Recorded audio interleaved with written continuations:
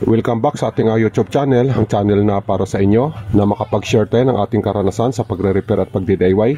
Mayroong paggawa sa atin na this fan, share ko lang sa inyo kung paano natin siya gagawin, baka naman makatulong sa inyo. Ang kanyang brand, ayan, mahirap lang siya i-pronounce, basta yan yung kanyang brand. Yung kanyang appearance naman, ganyan lang siya kalaki, portable yung kanyang dating. Yung kanyang likuran naman, ganyan yung itsura, talagang kagaya din sa mga electric fan na mostly na ginagamit natin na sinasaksak sa 220. Saka mayroon siyang saksakan dito, yung kanyang 220 volts na input. Dito naman sa kanyang harap, dito yung kanyang control. Mayroon siyang tatlong switch. Yung kanyang unang switch, may nakalagay na 1, 2, at saka on-off. Ang ibig sabihin, ito yung kanyang speed ng kanyang ilisi. Pag pinindot natin una, yun yung kanyang speed 1, speed 2, yung pangatlong pindot natin, yan yung kanyang patayan na. Ang pangalawang switch niya naman may nakalagay na lead out.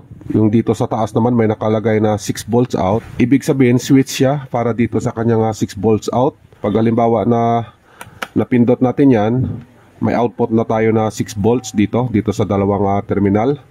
Pag pinatay naman natin yan, so hindi siya gagana, wala siyang supply. Bali ito yung pinaka switch niya. Yung pangatlong switch naman natin, ang nakalagay naman dito sa taas, lead, ibig sabihin switch yan ng ilaw, pindutin natin. Ayan, umilaw naman. So, yan yung switch ng ilaw niya, patayin natin. Ayan, okay naman. At saka itong kulay pula, yung kanyang red indicator, para naman sa charging. At saka yung kabila, mayroon siyang green indicator, para naman ito sa power. Pag napindot natin, ayan umiilaw yung kanyang green. Ibig sabihin, nagbibigay siya ng power. Patayin lang natin. At saka yung sa taas niya naman, may nakalagay dito na 5 volt out na USB type. Ang ibig sabihin yan, pwede siguro tayo mag-charge ng cellphone. Kasi yung charger ng cellphone natin, 5 volt. Ayan, may access siya ng charging. At saka dito naman sa kabilang terminal, may nakalagay na 9 volts in. Ibig sabihin, pwede natin siya supplyan ng 9 volts kasi ang nakalagay 9 volts in, input. Ayan, ganyan ang function ng unit na to. Bago natin umpisahan sa paggawa, alamin lang natin kung ano ang naging problema ng unit. So ang unang gawin natin, isasaksak lang natin yung kanyang saksakan dito sa likuran. Saksak lang natin dyan. Pagkatapos isasaksak natin sa outlet. Mayroon tayong outlet, i-on lang natin. Ayan, may power na tayo na 227 volts, naka 60 Hz. Plug in lang natin yung ating electric fan. Ayan, naka-plug na. Gumana yung kanyang rate indicator. Ibig sabihin, operational yung kanyang charging base dito sa indicator na lumabas. So, ang next na gagawin natin, try natin pindutin ang kanyang speed na para sa ilisi kung gagana. So, pindot natin una. Ayan, naka speed 1 tayo. So tingnan natin yung reaction ng ating LC. Ayan, hindi man lang umikot. Lipat natin sa speed 2. Ayan, naka speed 2 na tayo. Pero yung LC natin walang reaction, hindi man lang umikot. Ayan hindi siya gumana. So ibig sabihin may problema na dyan sa kanyang LC na hindi siya umikot. Sa pangalawang switch, i-on natin. Para naman dito sa 6 volts out. So dito na lang tayo sa pangatlong switch. Pindutin natin. So kanina napindot na natin, umilaw naman. Ibig sabihin okay naman yung kanyang switch sa ilaw. Ang nakita natin na problema, yung kanyang switch number 1, yung sa speed ng kanyang LC. Ulitin ko lang. Ayan, naka-off mode yan. So pindot natin una. Ayan, naka-speed 1 tayo. So ayan nga, wala talaga. Hindi talaga siya umikot. Ulitin natin, speed 2 tayo ulit. So ganun din, hindi pa rin siya umikot. Patayin natin. Ayan, alam na natin kung ano ang gagawin natin dito. May problema siya sa kanyang LC, ayaw umikot. Patayin lang natin para makapag-umpisa na tayo. Tanggalin lang muna natin yung kanyang saksakan. Pagkatapos dito tayo sa baba, tanggalin natin yung mga tornilyo niya. May dalawa siyang tornilyo dito. Ang ibig sabihin, ito yung kanyang battery compartment. Tanggalin natin yan, tanggalin din natin yung mga screw niya dito at saka ganun din dito sa kabila. Pagkatapos pag natanggal na natin ang kanyang takip sa compartment ng battery, alisin natin yung battery.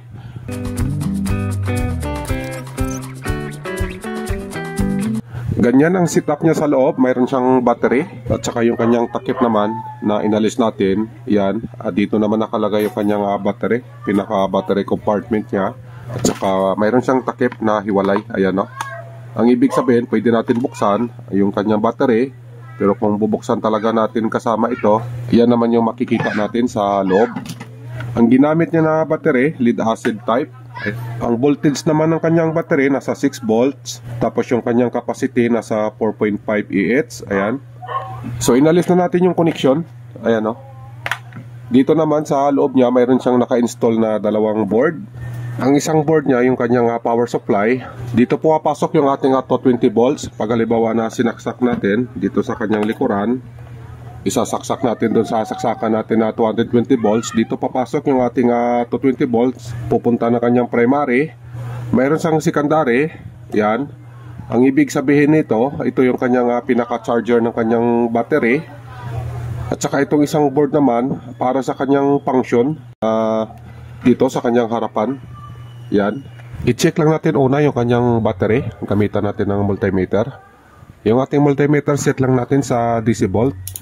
Ayan, naka DC volt na yan. Sukatan lang natin dito sa kanyang terminal. Yung ating panukat na kulay pula, ilalagay din natin sa kulay pula. Yan, ganyan lang. At saka yung ating negative na panukat dito din sa kulay black. So may reading tayo dyan na 6.43 volt. So ibig sabihin okay naman yung kanyang battery, may karga naman. Ang susunod na susukatan natin yung kanyang power supply, yung pinaka-charger ng kanyang battery.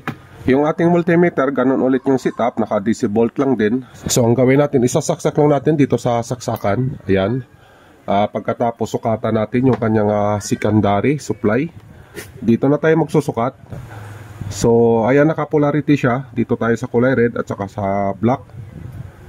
Yan, may reading tayo dyan na 7.93 volt. So ang ibig sabihin okay naman ang kanyang power supply. Pagka okay ang power supply, okay din yung kanyang primary kasi nga may reading tayo sa kanyang secondary.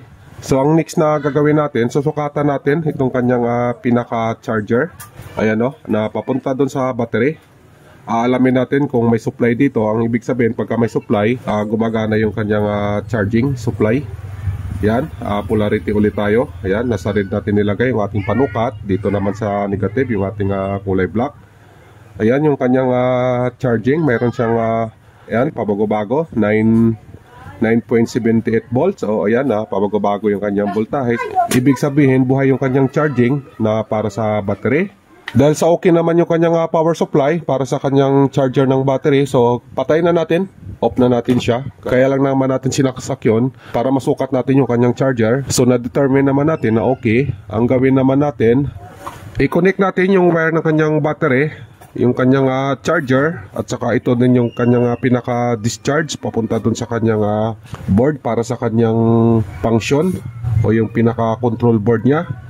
Bali, ang wire niya kasi common port, charging at saka discharging ang trabaho niya. Pagka halimbawa na nakasaksak, ibig sabihin charging para sa battery. Pag hindi naman siya naka-charge, ibig sabihin discharge siya papunta doon sa board o papunta doon sa kanyang supply. Balik lang natin yung kanyang terminal. Yan, make sure lang na tama yung ating pagkabit. Sundan lang natin yung kanyang polarity. May guide naman siya. Pagka red, red din yung wire na ilalagay natin. Ganon din sa kanyang kulay black, black din yung ilalagay natin. Yan, ganyan, okay na yan. Ang next na gagawin natin, hahanapin natin yung wire, ang wire ng hélice, kung saan siya nakakunik dito sa kanyang driving board. So dito may nakita ako na dalawang wire, yan o.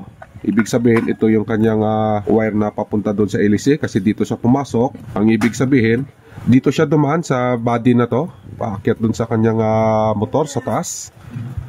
Alamin natin kung saan nakakunik. So ang gawin natin, i-trace lang natin. Ayan siya o.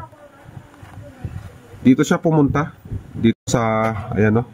Kalagay naman na pan positive dito, yung kanyang red, at saka pan negative naman yung kanyang kulay black.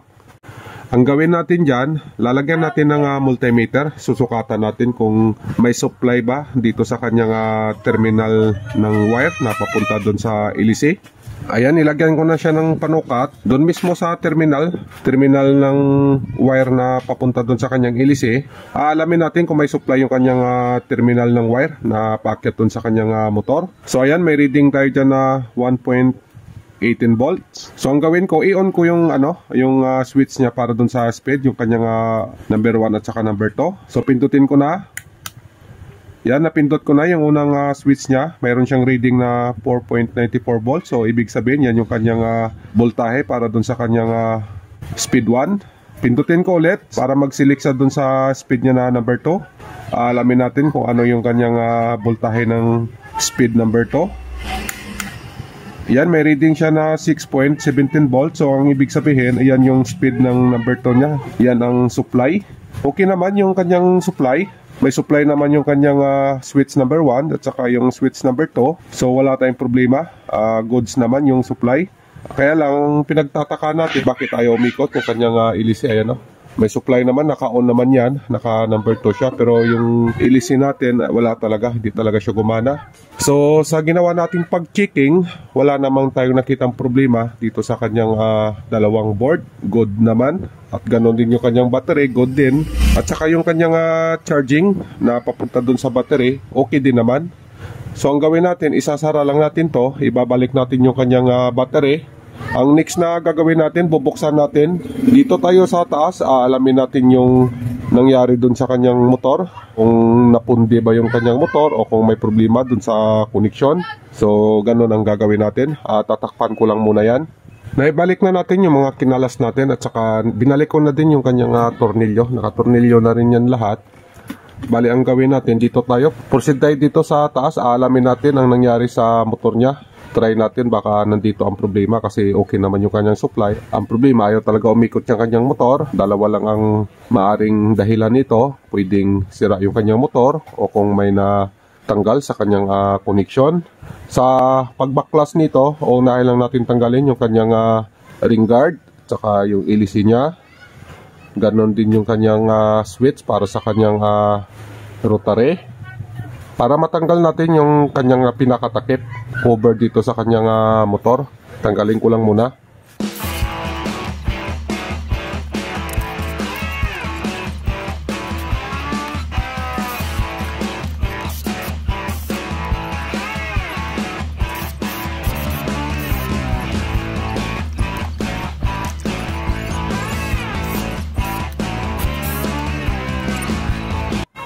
Yan na yung dalawang wire na papunta dun sa kanyang motor. So may napansin lang ako na natanggal yung kanyang isang wire, yung kanyang kulay red. Ayan, no, hilain ko lang. Ayan, no, hindi na siya connected dun sa kanyang motor.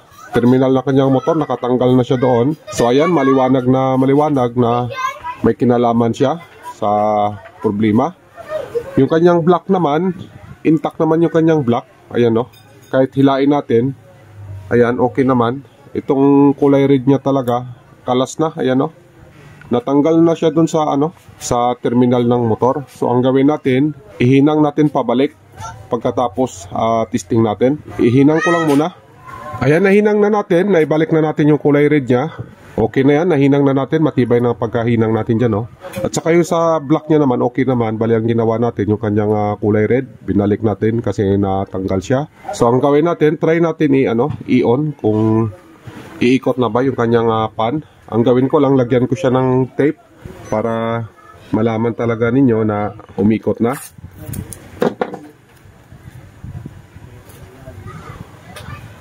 Yan, i-switch ko lang yung switch niya.